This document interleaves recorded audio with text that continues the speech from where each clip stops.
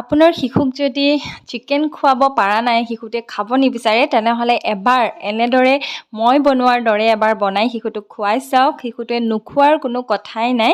এবাৰ এনেদৰে ট্ৰাই কৰি চাওক। গতিকে মই কেনেদৰে মীৰৰ কাৰণে বনাওঁ, ব'লক ৰেচিপিটো আৰম্ভ কৰোঁ। নমস্কাৰ বন্ধু বান্ধৱীসকল, আজি মই লৈ আহিছোঁ বেবীৰ কাৰণে লোকেল চিকেনৰ ৰেচিপি। আৰু এই ৰেচিপিটো আপোনালোকে 8 মান্থছৰ পৰা 2 ইয়েৰ্ছলৈকে সকলো ধৰণৰ বেবীকে খুৱাব পাৰিব।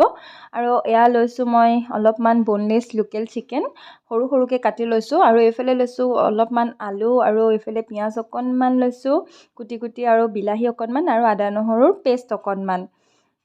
আৰু কোনো ধৰণৰ বেলেগ মছলা মই ব্যৱহাৰ নকৰোঁ। আৰু এইফালে কেৰাহীখন গৰম হ'বলৈ দিলোঁ, আৰু ইয়াত অকণমান মিঠাতেল দি দিছোঁ। দেখিছে, কম পৰিমাণে দিছোঁ তেলটো। আৰু তেলখিনি গৰম হোৱাৰ পিছত কাটি ৰখা পিঁয়াজখিনি মই ইয়াতে দি দিলোঁ। আৰু এতিয়া কাটি ৰখা বিলাহীখিনিও মই ইয়াতে দি দিম। বিলাহী অকণমান মই ব্যৱহাৰ কৰিছোঁ, দেখিছে, খুব বেছি বিলাহী দিয়া নাই, অলপমান দিছোঁ জাষ্ট। আৰু এইখিনি এতিয়া ভালদৰে মিহলি কৰি লৰাই লৈছোঁ। আৰু ইয়াতে অকণমান দিছোঁ এতিয়া হালধি গুড়া, আৰু আদা নহৰু পেষ্টখিনিও সেয়া দি দিলোঁ। আৰু এতিয়া গোটেইখিনি ভালকৈ মিক্স কৰি ভাজি ল'ম।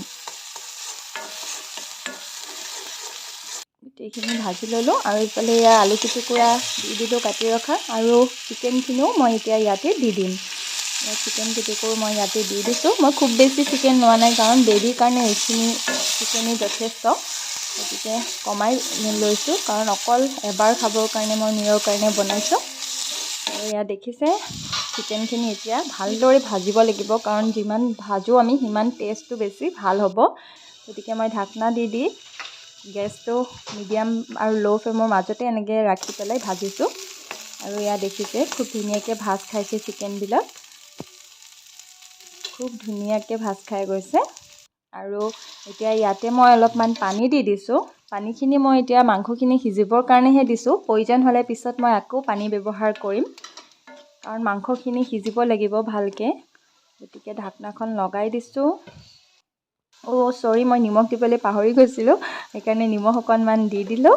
আৰু এতিয়া পুনৰ ঢাকনাখন মই লগাই থৈ দিছোঁ, আৰু এইখিনি অকণমান উতলিবলৈ দিম। এনেদৰে গেছটো কমাই ৰাখিছোঁ।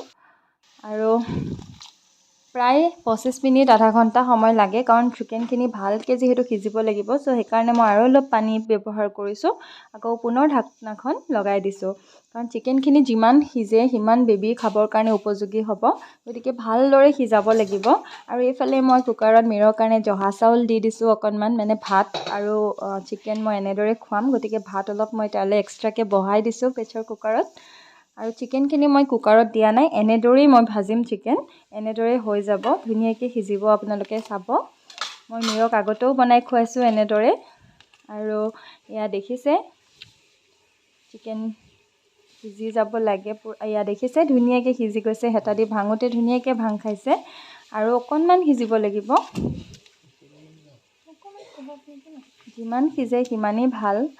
গতিকে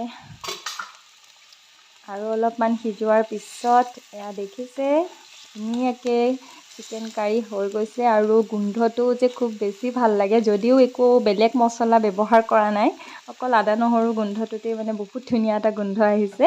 আৰু ইয়াত মই গেছটো বন্ধ কৰি দিলোঁ। এয়া ধুনীয়া মুৰ্গী জোলৰ তৰকাৰী ৰেডি হৈ গ'ল মীৰৰ কাৰণে। দেখিছে, অলপমান জোল কৰি ৰাখিছোঁ মই, যিহেতু ভাতৰ লগত খুৱাম। এতিয়া ঢাকনাখন লগাই থৈ দিওঁ। আৰু এইফালে মীৰৰ যিহেতু ভাত খাবলৈ সময় হৈয়ে গ'ল, তো ভাতখিনি আনি লৈছোঁ। এয়া চিকেন তৰকাৰীখিনি। আৰু মই চালনী ব্যৱহাৰ কৰিম, কাৰণ মই মিক্সিত তেনেকৈ মীৰক নোখুৱাওঁ। আপোনালোকে যদি গোটেই মাংসখিনি মানে খুৱাব বিচাৰে, তেনেহ'লে মিক্সিত গোটেইখিনি মিক্স কৰি মাৰি ল'ব পাৰে। মই এনেকৈ চালনীতে চালি পেলাই খুৱাম। এনেদৰে যিখিনি যায় মই সেইখিনি মীৰক খুৱাম। গতিকে এইফালে এয়া দেখিছে, ধুনীয়াকৈ ইয়াত যিহেতু ভাতো আছে, তো মই বহুত বেছি লোৱা নাই। আলু আছে, ভাত আছে, গতিকে মই কম পৰিমাণে লৈছোঁ। আৰু এয়া দেখিছে, মই ভালদৰে এইখিনি মিক্স কৰি লৈছোঁ।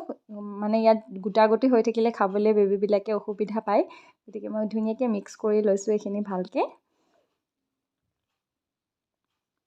দেখিছে খুব ধুনীয়াকৈ সকলো মান্থছৰ বেবীয়ে খাব পাৰিব। 8 মান্থছৰ পৰা 2 ইয়েৰ্ছলৈকে এনেদৰে দিব পাৰিব। যেতিয়ালৈকে বেবী চুবাব পৰাকৈ দাঁত নহয় তেতিয়ালৈকে দিব পাৰিব।